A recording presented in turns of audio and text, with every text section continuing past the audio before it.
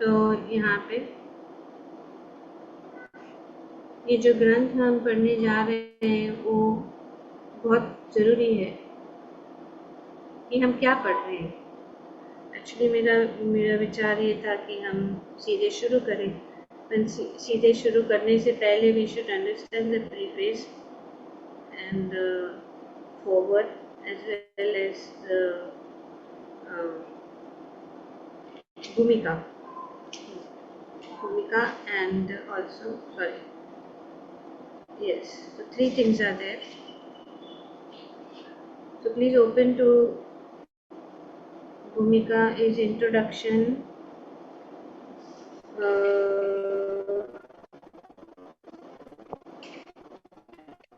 actually in this English Hindi book it is written different. I'm just trying to figure it out, just one. So this bhumika is actually forward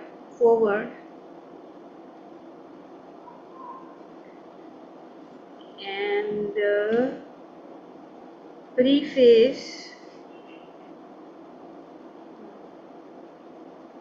preface is prastavna. Do you have it that way? Hindi mein? Hindi Yes, book? What do you Mataji. have? It is I have Prastavna. first, na? Mataji, I'll check in the English book also. English I have book, English.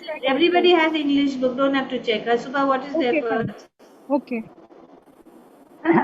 Mataji, I have made a blunder today. What happened was that I have stored these books under the bed and I got the Antya Leela out today. So I don't have the Adi Leela today.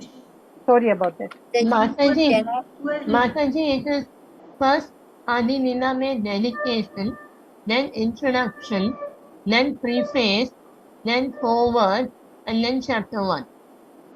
So dedication then? First is what?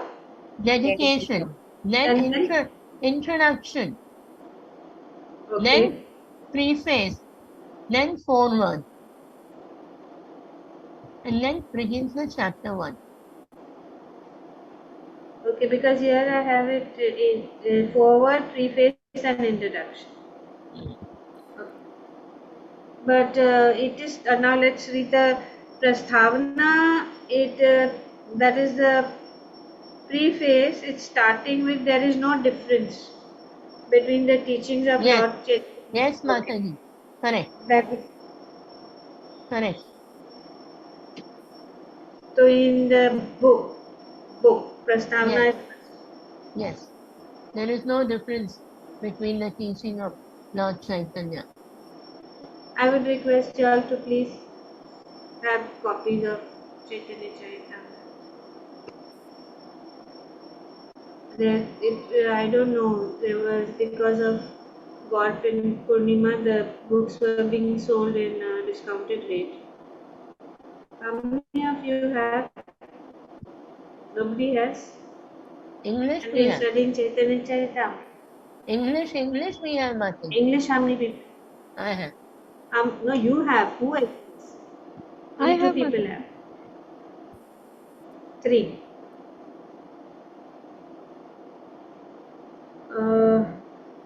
Now what to do? Let me see. Mataji, I have in Hindi. But it's not with you right now. Sorry? You don't have it right now? Mataji, maybe you can project it on the screen. Then everybody is with you. Yeah, Mataji, I can bring it. ऊपर वाले room में पड़ी है. Within a minute, I can bring it. If you want, I can bring it. ऊपर वाले room पे है. Within a minute. Okay, today we'll manage this up just now. कल आप लोग सब जो है बुक ले आना या इंटरनेट में देख लो, मोबाइल फोन में देख लो, जो भी है. But I feel that we need to have, everybody needs to have a piece of work. What to do? And there is a discount going on right now. Mataji, we will buy on this Saturday. from Juhu ISKCON. But I don't know whether that discount we'll have to find out. I hope it is there. It was there till Gaur Purnima. Oh. I think almost. Usually they extend it, Mataji. Okay, we'll check that later. Let's not waste time. Already we are late. Okay. So. Mataji, you want to continue reading? No, I'll just finish with this because we just have to understand also as we go. I'll tell you when to continue if you are continuing. तो जो श्री चैतन्य चरितामृत में जो शिक्षण किया गया है, ये जो यहाँ पे जो प्रस्तुत की गई बातें हैं, भगवान चैतन्य की शिक्षाओं एवं भगवद गीता में दी गई भगवान कृष्ण की शिक्षाओं में कोई अंतर नहीं है। क्योंकि हम लोग इस प्रकार से सोच रहे थे कि भगवद गीता का हम अध्ययन करना चाहते थे, लेकिन अभी हम चैतन्य चरितामृत को भी हमने चैतन्य चरितामृत पढ़ने का विचार किया। ठीक है, तो यहाँ पे प्रभुपाद जी बताते हैं कि जो शिक्षाएं इस चैतन्य चरितामृत में हैं, श्री चैतन्य महाप्रभु की जो शिक्षाएं हैं और भगवद गीता में दी गई भगवान कृष्ण की शिक्षाओं में कोई अंतर नहीं। ओके, ये समझना बहुत जरूरी है। So it is very very encouraging और ये बहुत ही हमें प्रोत्साहन देने वाली चीज़ है कि हम समझ सकते हैं कि हम भगवद गीता से दूर नहीं जा रहे, मतलब भगवद गीता से अलग नहीं हो रहे। जो भगवद गीता में ज्ञान बताया गया है वही ज्ञान जो है यहाँ जो चैतन्य चरितामृत में बताया गया वो अलग नहीं है, वही ज्ञान है। तो ये पहली बात है।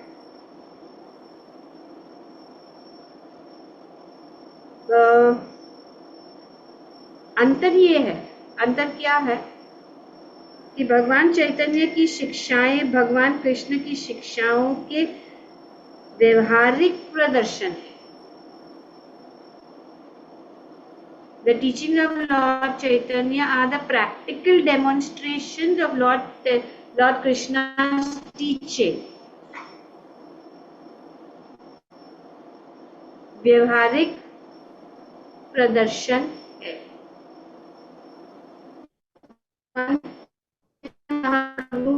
शिक्षण है, शिक्षाएं हैं, वे क्या है? ये व्यवहारिक प्रदर्शन मतलब प्रैक्टिकल डेमोन्स्ट्रेशन कि किस प्रकार हम व्यवहारिक रूप से अपने जीवन में भगवद गीता की शिक्षाएं जो भगवान श्री कृष्ण ने दी है उसको हम अपने जीवन में कैसे अपनाएं। भगवद गीता में भगवान ने हमें शिक्षण दी है, लेकिन उसको कैसे हम व्यवहारिक रूप से अपने जीवन में उतारे, ये हमें श्री चैतन्य चरितामृत द्वारा या श्री चैतन्य महाप्रभु के शिक्षण द्वारा हम प्राप्त कर सकते हैं। भगवद गीता में भगवान कृष्ण ने भगवान कृष्ण का अंतिम उद्देश्य यह है कि हर व्यक्ति को उन्हें भगवान कृष्ण की शरण ग्रहण करनी चाहिए। करेक्ट? अंतिम शिक्षा क्या दी भगवान ने? अंतिम उद्देश्य आदेश क्या दिया भगवान ने? क्या दिया? सर्व धर्मान परित्यज्य ये भगवान ने क्या दिया? The ultimate instruction. The teaching of Lord Chaitanya are the practical demonstration of Lord Krishna's teachings. Lord Krishna's ultimate instruction in the Bhagavad Gita is that everyone should surrender unto him, Lord Krishna. Okay, सबको भगवान की शरण ग्रहण करनी चाहिए, भगवान श्री कृष्ण की शरण ग्रहण करनी चाहिए। भगवान कृष्ण ऐसे शरणागत को वचन देते हैं कि वे तुरंत उनका दायित्व अपने ऊपर ले लेंगे। अभी ये वचन दिए भगवान ने। वचन क्या दिए भगवान ने? उन्होंने कहा कि वे जो उनकी शरणागत है वे तुरंत उनका दायित्व अपने ऊपर ले लेते।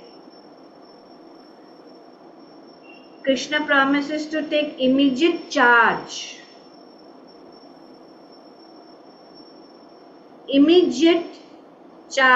of such a surrendered soul.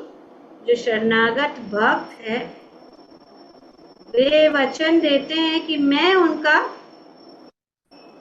दायित्व खुद लेता हूं। अपने पूर्ण विस्तार शिरोदाक्षाई विष्णु के माध्यम से पूर्ण पुरुषोत्तम भगवान सृष्टि का पालन करने के लिए पहले से ही उत्तरदायी है, लेकिन यह पालन अप्रत्यक्ष रूप से होता है।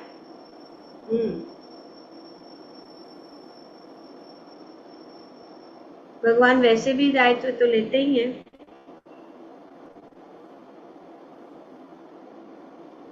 वे क्या है? पालनहार है। शिरोदाक्षाई विष्णु के रूप में शिरोदाक्षाई विष्णु के रूप में भगवान कौन है? इस सृष्टि के पालनहार है। पर वो कैसे लेते हैं? कैसे पालन करते हैं? अप्रत्यक्ष रूप से, डायरेक्ट नहीं है। The Lord the supreme person is already in charge of the maintenance of this creation, but this maintenance is not direct.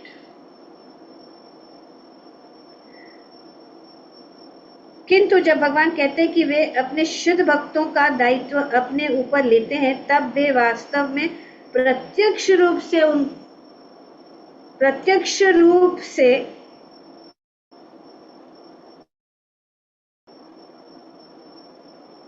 अप्रत्यक्ष और प्रत्यक्ष, डायरेक्ट। जब वे कहते हैं कि मैं प्रत्यक्ष रूप से उत्तरदायित्व लेता हूं, तो वे ऐसा ही करते हैं और वे ये वचन देते हैं। शुद्ध भक्त वो है सदा के लिए शरणागत होता है। शुद्ध भक्त कौन है? A pure devotee is a soul who is forever surrendered to the Lord.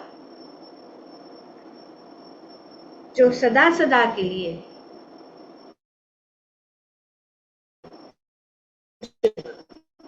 कभी कभी नहीं, हमेशा के लिए।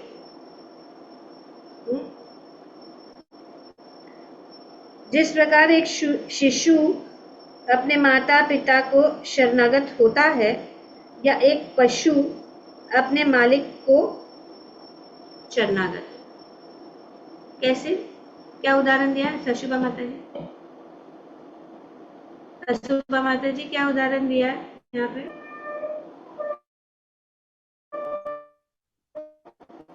A child and mother and guru and shishya.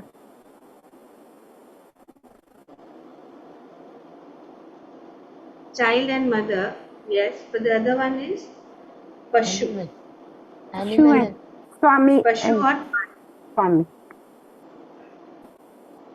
Parent, like child and parent, and animal and master. So this is like the शरणागत। बच्चा जो है हमेशा अपने माता पिता के शरण में रहता है, उसको शरणागति कहते हैं। तो ये शरणागति की विधि क्या है यहाँ पे बताई। शरणागति में मनुष्य को भक्ति संपन्न करने के लिए अनुकूल वस्तुओं को ग्रहण करना चाहिए। पहली बात ठीक है। यहाँ पे शरणागति का अर्थ क्या है, और ये सब जो है इस श्री चैतन्य चरितामृत द्वारा हम जो है सीखेंगे। तो पहला है भक्ति संपन्न करने के लिए अनुकूल वस्तुओं को ग्रहण करना चाहिए। अनुकूल मतलब, अनुकूल का अर्थ क्या है? Favourable, favourable, suitable, suitable. जो भक्ति में सहायता करती है। हाँ, जो इस भक्ति में सहायता करती है, फेवरेबल है। हाँ, और प्रतिकूल वस्तुओं का त्याग कर देना चाहिए। मतलब क्या? प्रतिकूल दूसरा है, दूसरा क्या है? प्रतिकूल मतलब जो भक्ति जो में भक्ति बाधा, के विरुद्ध है, जो विरुद्ध बाधा, है, जो भक्ति में सहायता कर चीजें, जो जिन चीजों, जो चीज हमें भक्ति में सहायता करती है, या जिन चीजें हमें भक्ति में सहायता करती है उनको स्वीकार करना, और जो हमें सहायता नहीं करती है उसको हमें त्यागना है। प्रतिकूल, अगेंस्ट, प्रतिकूल। Except things favorable for discharging devotional service and reject things which are unfavorable. तो इसको कहते हैं अनुकूल और प्रतिकूल। भगवान के संरक्षण पर दृढ़ विश्वास रखना चाहिए। तीसरा है शरणागति का अर्थ क्या है? ये 6 चीजों में वर्णन किया गया।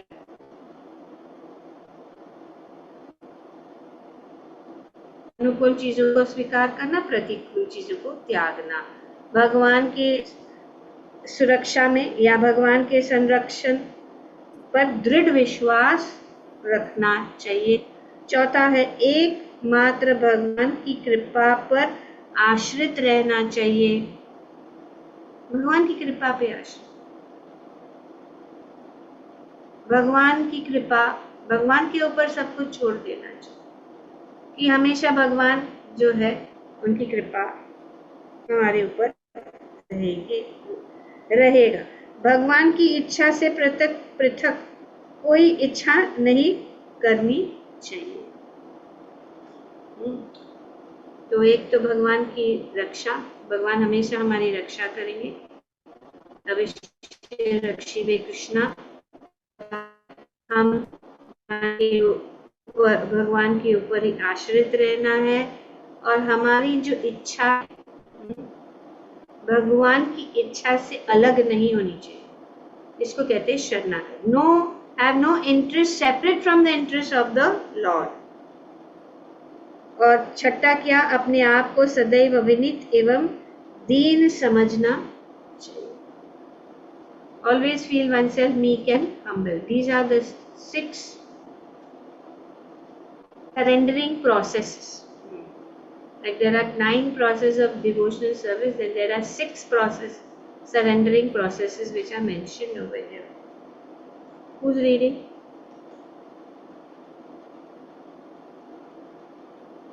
Mansi is there.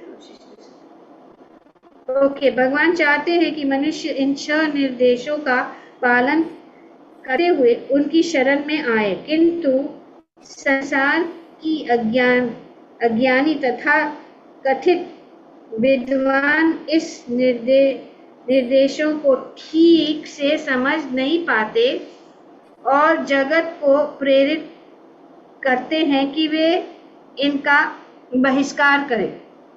तो जो संसार के लोग इसको समझ नहीं पाते हैं, भगवद गीता के 90वें अध्याय में अंत में भगवान कृष्ण प्रत्यक्ष आदेश देते हैं, अपने मन को सदा मेरे चिंतन में लगाओ, मेरे भक्त बनो, केवल मुझे नमस्कार करो और केवल मेरी पूजा करो। इस तरह मुझ में तल्लीन होने पर तुम निश्चित रूप से मुझे मेरे दिव्य धाम में प्राप्त कर सकोगे। तो भगवान यहाँ पे क्या कहते हैं? 90वें अध्याय के 34 श्लोक 9.34 इसमें क्या बोलता है? मन मना भव मद भक्तो। ये बहुत ही पॉपुलर श्लोक है, लास्ट श्लोक of 9th chapter Bhagavad Gita. Remember that last. तो भगवद गीता का भी यहाँ पे बातें पढ़ रहे हैं तो ध्यान रहे। मन मनाव मद्भक्तो मदयाजी माम नमस्कुरु माम एवस्यसि सत्यम ते आत्मानां मत्परायण। तो भगवान कहते हैं मन को मुझ में लगाओ, मेरे भक्त बनो, मेरी पूजा करो, मुझे नमस्कार करो, और इस प्रकार से आत्मपरायण, भगवान में आत्मपरायण हो जाए। और ऐसे करने से माम एवश्यसि, निश्चित रूप से क्या होगा, मुझे प्राप्त। तो भगवान कहते हैं निश्चित रूप से, अगर हम इस प्रकार से भगवान की ये चीजें, जो यहाँ पे भगवान जो चीजें बता रहे हैं उनको हमें करना बहुत जरूरी है। ये हमारा कार्य है। बाकी सब कार्य भगवान यहाँ पे भगवद गीता के अंत में यही बताते कि वे जो है जिम्मेदारी, हमारी पूरी जिम्मेदारी, जो शरणागत होता है, जो इस प्रकार से कार्य करता है, जो मन को भगवान में लगाता है, जो भक्ति करता है, उनकी पूजा करता है, भक्त बन जाता है, उनको नमस्कार करता है। भगवान कहते हैं इस प्रकार से जो एक भक्ति करता है, मैं उनको मेरे पास ले आता, वे मुझे प्राप्त कर सकते भगवान। तो इसे ये हमें करना है। तो इस तरह मुझ में तलीन होने पर तुम निश्चित रूप से मुझे मेरे दिव्य धाम में प्राप्त कर सको। तो भगवान का धाम बहुत सिंपल प्रोसेस है, मन। और आज भी सुबह को हमने चर्चा की थी कि किस प्रकार से मन को हमें भगवान में लगाना है, और ऐसे करने से हम जो है भगवान धाम वापस जा सकते हैं। किंतु ये आसुरी विद्वान जनता को भगवान की शरण में न ले जाकर उसे निर्विशेष, अव्यक्त, नित्य, अजन्म सत्य की ओर जाने के लिए भ्रमित करते हैं। निर्विशेष मायावादी विचारक यह मानने के लिए तैयार नहीं है कि परम सत्य का आखिर लक्षण यह है कि वे पूर्ण पुरुषोत्तम भगवान है। यदि कोई सूर्य को यथारूप में जानना चाहता है तो पहले उसे सूर्य की धूप का अनुभव करना होगा, फिर सूर्य ग्रह का, और फिर यदि वह इस ग्रह के प्रविष्ट होने के लिए शक्तिमान बनना है तो वह सूर्य के अधिष्ठाता देव को आमने सामने देखने का सुअवसर प्राप्त कर सकता है। तो ये क्या है? ये विधि है।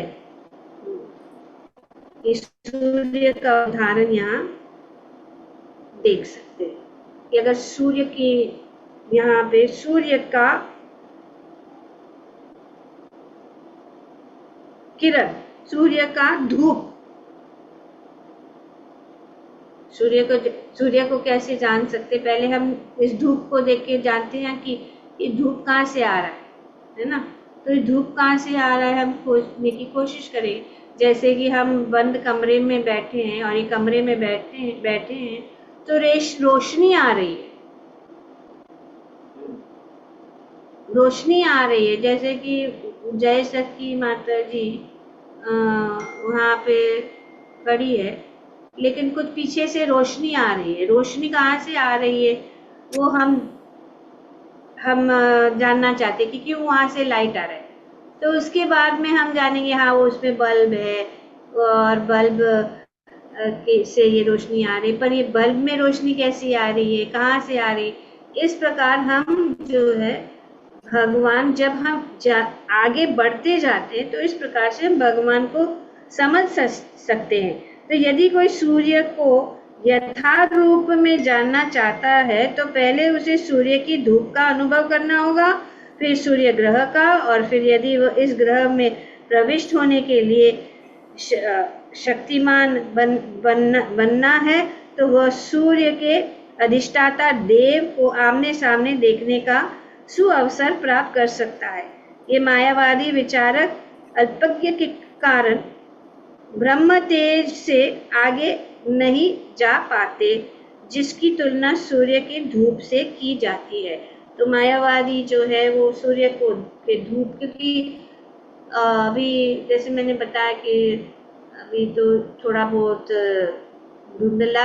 धुंधला दिख रही है हमारे लिए, जस्ट पिन जय सखी माता। हरे कृष्णा माता जी, दंडवत। नहीं, आप कुछ मत करो, आप ऑडियो करो, आप वहीं पे खड़े। तो यार देखो, यहाँ पे हम देख रहे जैसा कि माता जी बहुत सारी रोशनी है उनके कमरे में, और इसीलिए वो ठीक से दिखाई नहीं दे रही है। अभी जो थोड़ा हिल रही है तो हम देखते हैं कि पीछे कुछ रोशनी है। तो इस प्रकार से इस रोशनी को ही सब कुछ समझना कि ये रोशनी है, लेकिन अब अगर वो हिलती है तो हम देखते हैं कि उनके पीछे एक्चुअली वो बल्ब है। पर रोशनी ही सब कुछ समझना, ये मायावादी लोग जो है वो सोचते हैं कि ब्रह्म ज्योति सब कुछ है, उसके आगे कुछ है। तो ये यहाँ पे वर्णन किया जा रहा है कि ये मायावादी विचारक अल्पज्ञान के कारण ब्रह्म ज्योति से आगे नहीं जा पाते, लेकिन जो ज्ञानी है वो जानते हैं कि इसके आगे क्या है, सूर्य का ग्रह, ये सूर्य की रोशनी, सूर्य का ग्रह, और सूर्य के ग्रह के अंदर जो सूर्य देव है वे उपस्थित है। तो ये पूर्ण ज्ञान है। तो मायावादी लोग क्या सोचते हैं कि इसके आगे कुछ नहीं है, ये ब्रह्म ज्योति सब कुछ है। तो ये मायावादी विचारक अल्प ज्ञान के कारण ब्रह्म ज्योति से आगे नहीं जा पाते, जिसकी तुलना सूर्य की धूप से की जा सकती है। उपनिषदों में इसकी पुष्टि की गई है कि भगवान के असली मुख का दर्शन करने के लिए को ब्रह्म के ज्वाज्वल्यमान भेदना होगा।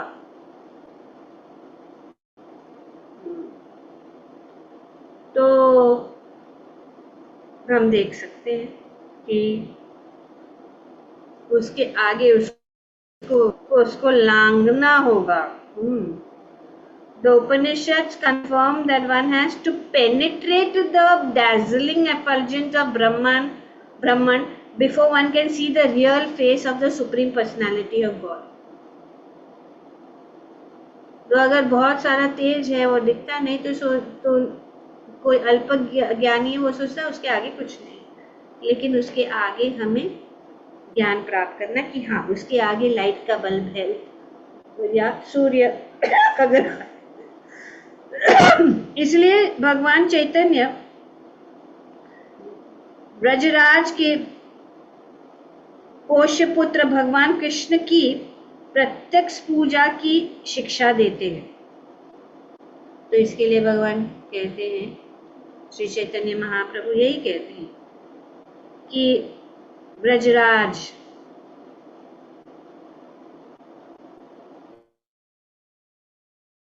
पोष्य पुत्र भगवान कृष्ण की प्रत्यक्ष पूजा की शिक्षा देते। तो ये शिक्षा क्या करना, नो टाइम वेस्ट नहीं करना है। ब्रह्म ज्योति क्या है, ब्रह्मन क्या है, परमात्मा क्या है, भगवान, सीधे भगवान तक पहुंचा रहे कि उनकी पूजा करनी चाहिए, यही शिक्षा। वे यह भी सिखाते हैं कि वृंदावन नामक स्थान भगवान कृष्ण के समान ही है, क्योंकि भगवान कृष्ण परम सत्य होने के कारण उनका नाम, गुण, रूप, लीला, पार्षद तथा साध सामग्री और स्वयं कृष्ण में कोई भेद नहीं।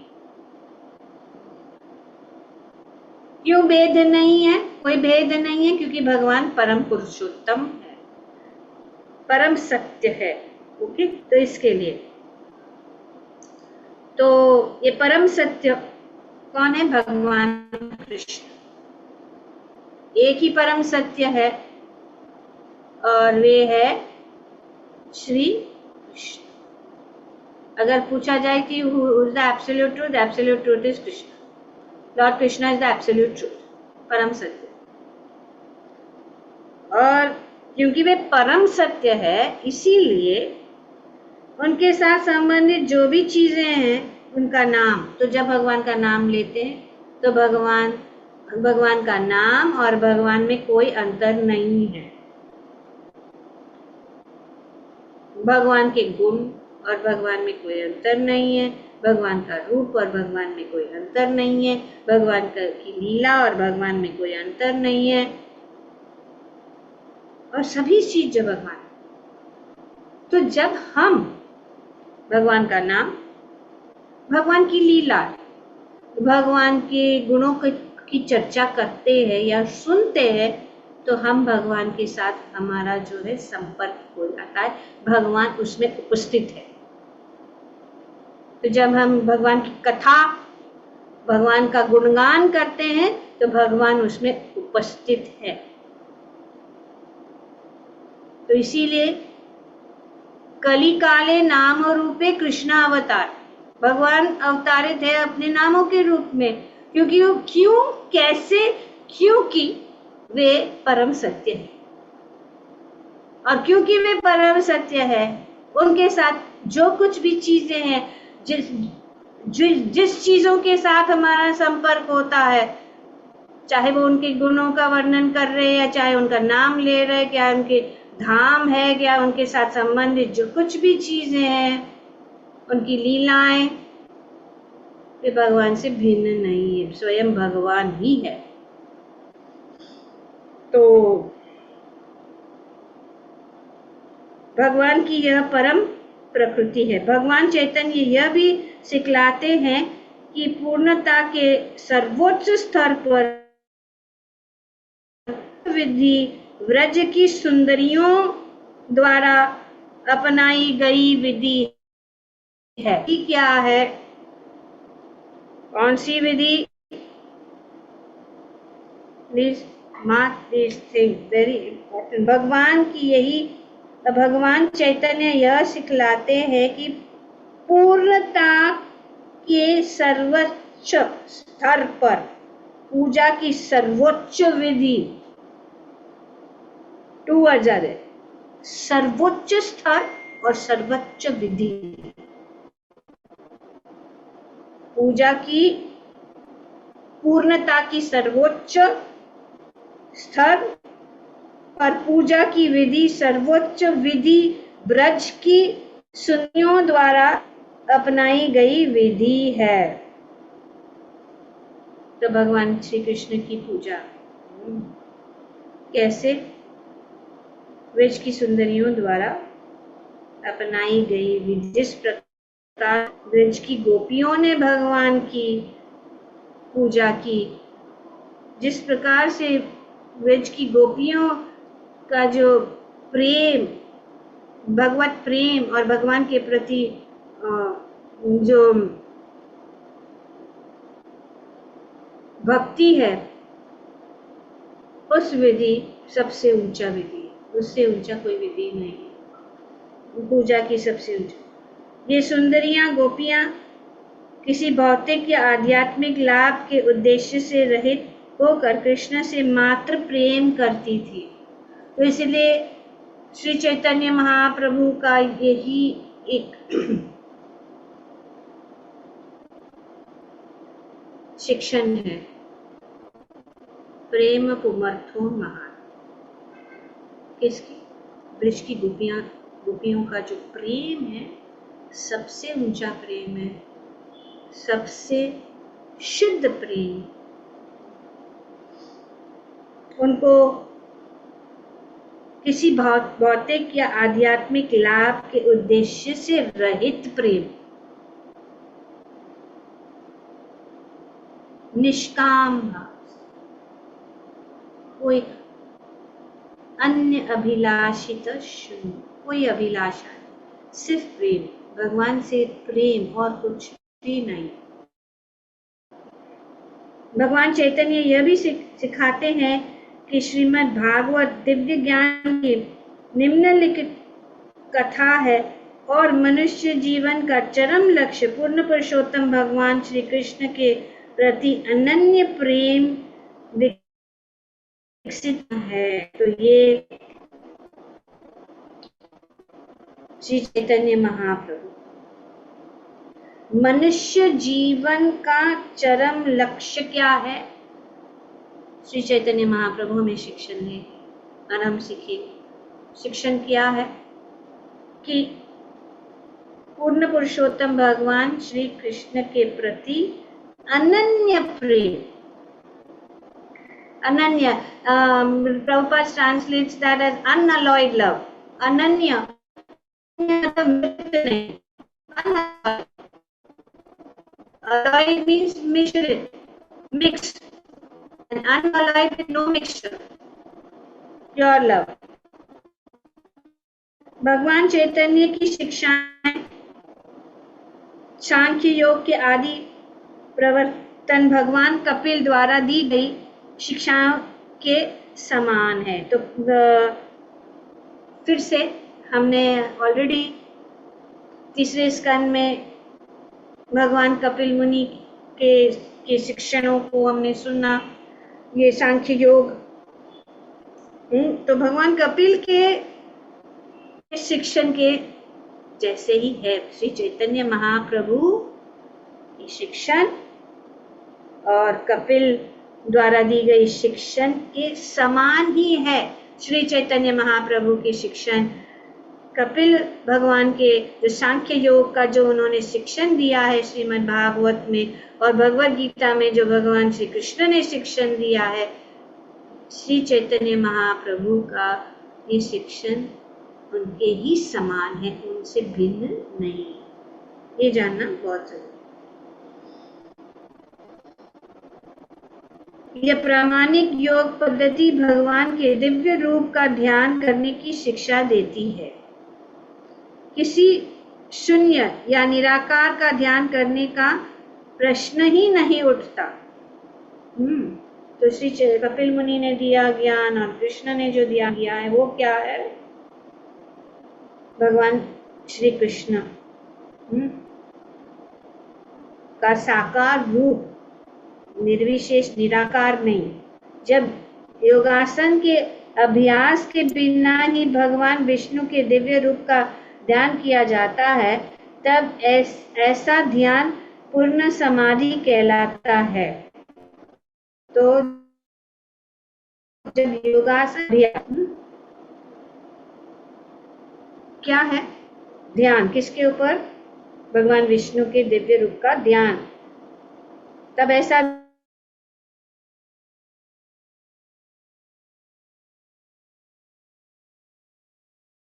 छठे अध्याय के अंत में की गई है। भगवान कहते हैं भगवद गीता के छठे अध्याय के अंत में, मैं बताऊं माता जी? Okay, yes, very good.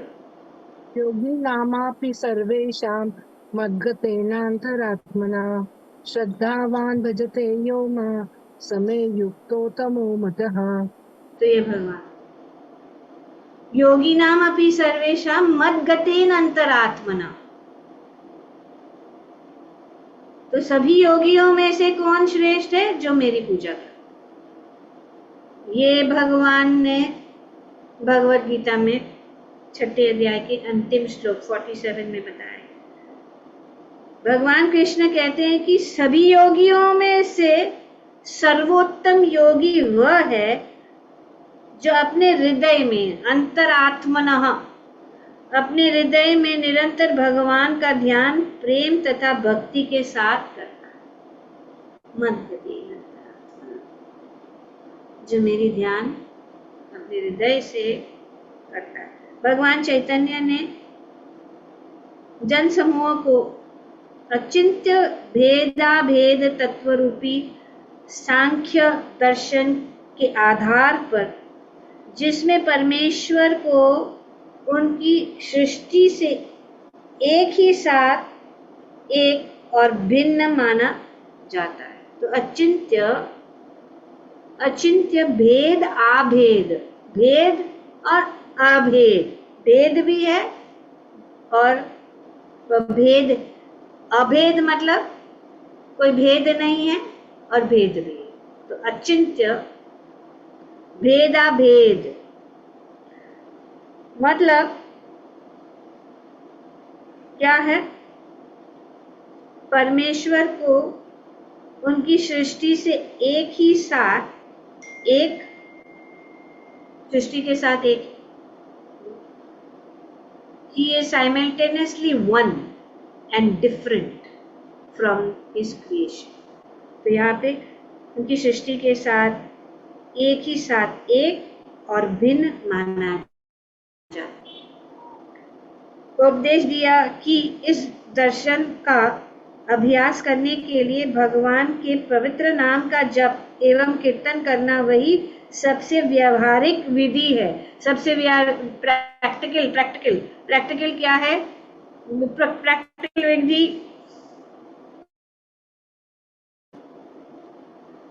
इस योग, इस सांख्य योग का प्रैक्टिकल मेडिटेशन है भगवान के दिव्य नामों का उच्चारण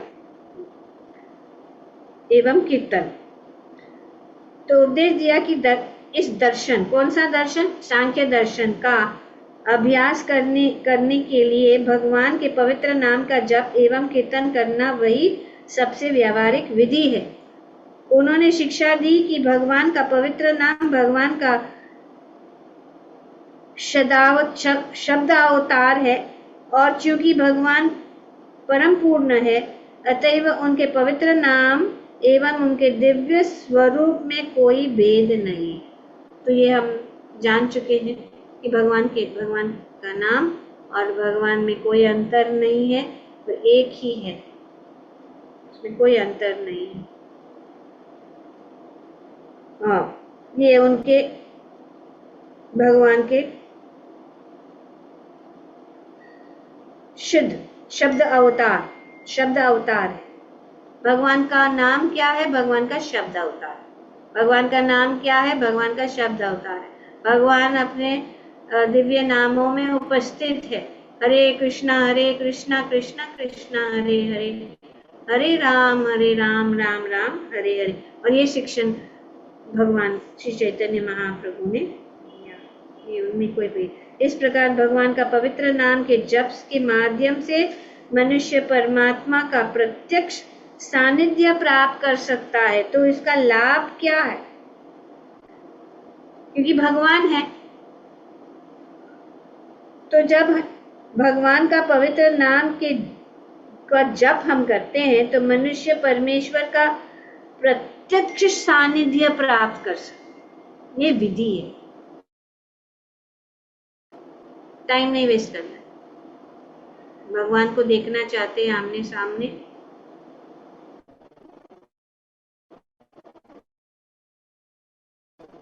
तो हम डायरेक्ट भगवान का संबंध प्राप्त करते हैं, भगवान के साथ हम संबंध जोड़ सकते। जो इस शब्द ध्वनि का अभ्यास करता है उसे विकास के 3 अवस्थाओं से होकर गुजरना होता है। अपराध युग अवस्था, नामाभास अवस्था तथा शुद्ध नाम की दिव्य अवस्था। जबकि अपराध युक्त अवस्था में सभी प्रकार के भौतिक सुखों की कामना बनी रहती है। तो इसको क्या कहते हैं? अपराध युग मतलब सब भौतिक सुखों की कामना। तो कोई हरि नाम करता है, हरे कृष्ण महामंत्र का जप करता है, तो इसमें 3 अवस्थाएं हैं, बताई गई है यहाँ पे, तो वेरी डिटेल है।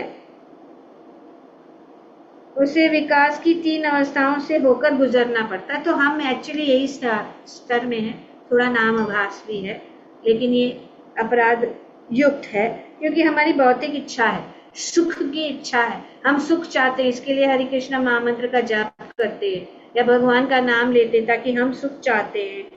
तो ये कामना है, तो इसमें ये कामना बनी रहती है। किंतु दूसरी अवस्था में समस्त भौतिक कल्मश से छुटकारा मिल जाता है, और उसके आगे जो है, जब हम जैसे जैसे हम करते रहेंगे हरे कृष्ण महामंत्र का जाप, तो लोग कहते हैं कि हम हरे कृष्ण महामंत्र का जाप कितने समय से कर रहे हैं, लेकिन हमें कोई उसका असर नहीं प्राप्त हो रहा है। लेकिन हम जो अगर ध्यान पूर्वक करेंगे और इस अवस्था से गुजरना है, ये अवस्था से गुजरेंगे, जो ये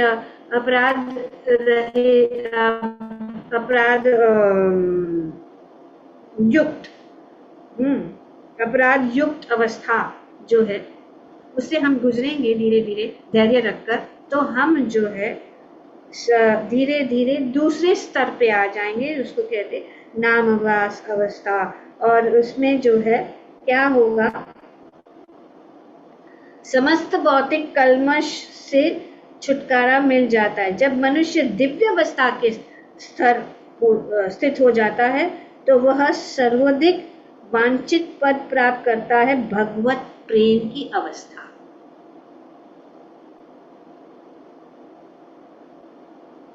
पहला अवस्था, दूसरा अवस्था और तीसरा अवस्था आसानी से हो सकता है, क्योंकि श्री चैतन्य महाप्रभु ने हमें जो है इसमें उनकी कृपा डाल दी है। भगवान कहते हैं, नाम नाम कारी बहुधा निज सर्वशक्ति तत्रापित नियमित स्मरणेन काल। तो भगवान ने ऑलरेडी, उन्होंने क्या किया, उनकी शक्ति डाली है, तो हमें ऑलरेडी हेल्प है। तो ये श्री चैतन्य महाप्रभु ने हमारे लिए किया है कि जैसे ही हम करेंगे और जैसे जैसे हम करते जाएंगे, तो हम वो शुद्ध अवस्था में प्राप्त हो जाएंगे, शुद्ध नाम तक पहुंच जाएंगे, और हमारे हृदय में प्रेम भक्ति उत्पन्न होगी। भगवान चैतन्य ने शिक्षा दी कि मनुष्य के लिए यही सर्वोच्च पूर्णता का अवस्था है। So we'll stop here. I think it's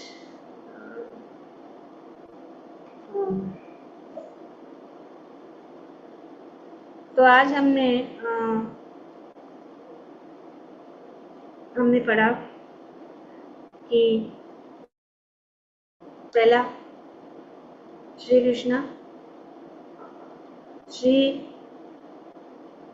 Krishna जो भगवद गीता में जो ज्ञान उन्होंने दिया है, और श्री चैतन्य महाप्रभु का जो शिक्षण है, वो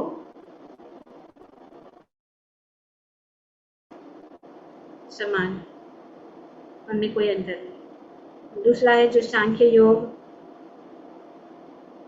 की जो शिक्षा कपिल मुनि ने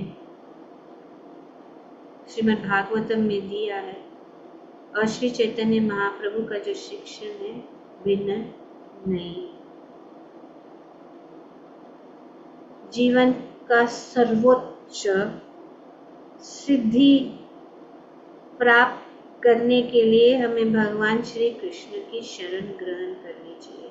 जब हम भगवान श्री कृष्ण की शरण ग्रहण करते हैं, तो हम आध्यात्मिक प्रगति के सर्वोच्च स्तर पर हम सर्वोच्च स्तर तक पहुंच सकते हैं। दूसरा है कि भगवद गीता में भगवान ने जो उपदेश दिया है, श्री चैतन्य चरितामृत में, वो क्या है, व्यवहारिक रूप से का प्रदर्शन है कि भगवद गीता में जो ज्ञान भगवान श्री कृष्ण ने दिया है, वो व्यवहारिक रूप से हम किस प्रकार से अपने जीवन में उतार सकते। भगवान स्वयं श्री चैतन्य महाप्रभु के रूप में आकर हमारा हाथ पकड़कर हमें ये शिक्षण दे रहे। उन्होंने इतना आसान कर दिया। हम सोचते हैं कि हम भगवद गीता को कैसे समझे, भगवद गीता तो लोग भगवद गीता एप्लीकेबल नहीं है अपने जीवन में। हम इस जीवन में हम भगवद गीता का जो उपदेश है, हम जीवन में नहीं उतार सकते। सोचते हैं तो भगवान समझ जाते हैं हमारी मन की बात, तो इसीलिए वे जो है श्री चैतन्य महाप्रभु के रूप में आकर हमें शिक्षण दे रहे हैं, हमें प्रैक्टिकली बता रहे, हमारा हाथ पकड़कर सिखा रहे कि हाँ ये ऐसे करो, ऐसे करो, ऐसे करो। तो वैसे हम जो है भगवान ने जो आदेश दिया है, उनका जो उपदेश है, उसको हम पालन कर सकते हैं। शरणागति की छह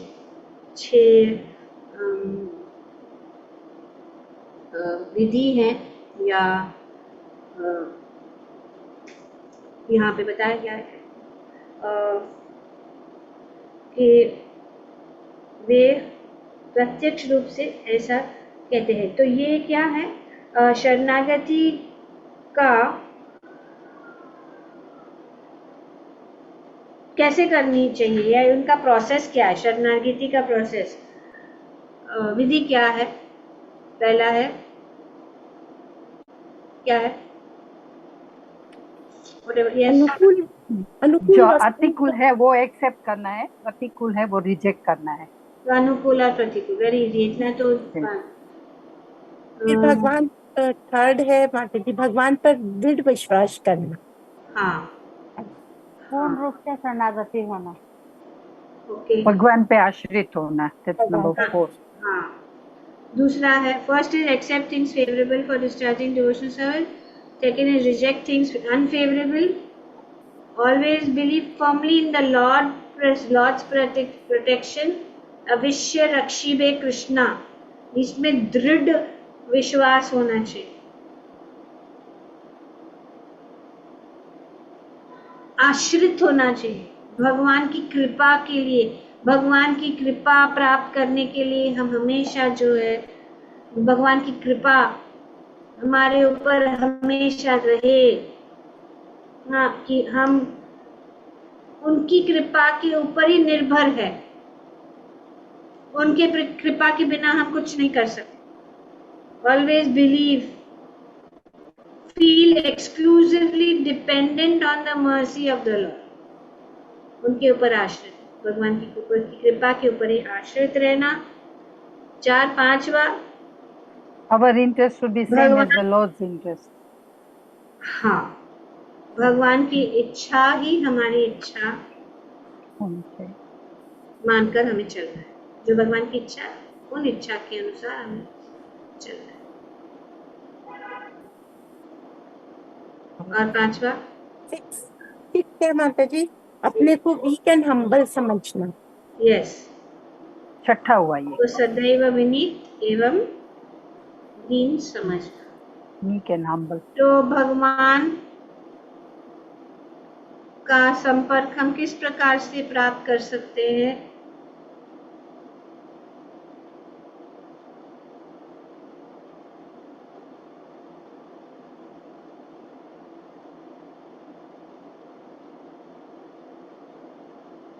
कैसे प्राप्त करते हैं? भगवान सर्वधर्मान परित्याज्य, इससे भिन्न नहीं है, नाम से, से माता जी, नाम और गुण, नाम नाम से, गुण नाम और से। नाम गुण लीला, लीला। वेरी गुड, नाम गुण लीला से वे भिन्न नहीं है, इसीलिए उनकी लीलाएं, उनकी गुण, उनके साथ समान, उनका धाम, उनका नाम, सब कुछ जो है वो भगवान ही है। तो जब हम इस प्रकार से भगवान का नाम लेते हैं, भगवान का गुणगान करते हैं, भगवान का कथा सुनते हैं, वे क्या है, भगवान से भिन्न नहीं, वे स्वयं भगवान उसमें उपस्थित है। Okay, anybody else, any other question? और श्री चैतन्य महाप्रभु ने कौन सा दर्शन का शिक्षण दिया है? कौन सा दर्शन? सांख्य योग। और उसको क्या कहते हैं? क्या कहते हैं? अभेद चिंतन, हाँ, अचिंत्य, अचिंत्य वेदाभिज्ञा, अचिंत्य भेदाभेद, simultaneously one and different. Simultaneously one मतलब क्या? भगवान के नाम में और भगवान में कोई अंतर नहीं है। It's one. हाँ, तो ये जब मतलब सब कुछ भगवान का है, सब एक ही है ना। Everything is one. वननेस क्या है?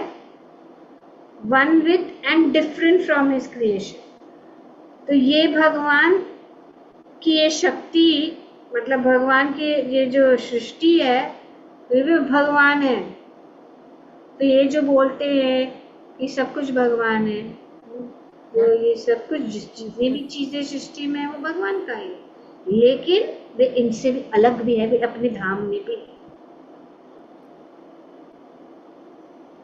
One, simultaneously one and different. Different means he's one with his creation, but yet he's different because he has his own abode, he has his own personality, he has his form.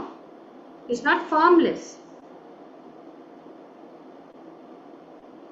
So everything within this creation is Krishna, simultaneously one and different. तो इसीलिए हम जान सकते हैं कि भगवान का नाम जो कुछ भी है भगवान के साथ संबंधित है, पर भगवान का भी अपना जो रूप है, गुण है, लीलाएं हैं, धाम है, और वे धाम में विराजमान है, और वे धाम में अनेक अनेक लीलाएं करते हैं अपने भक्तों के साथ। Okay, I think this is much if we know.